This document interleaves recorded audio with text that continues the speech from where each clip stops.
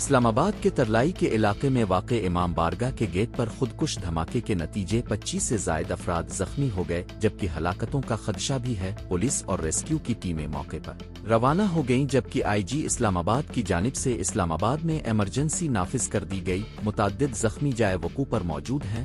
وفاقی دارالحکومت کے پولی کلینک، پیمز اور سی ڈی اے اسپتال میں ایمرجنسی نافذ کر دی گئی۔ پولیس ذرائع کے مطابق بم ڈسپوزل اسکواڈ دھماکے کی نوعیت سے متعلق تحقیقات کر رہا ہے۔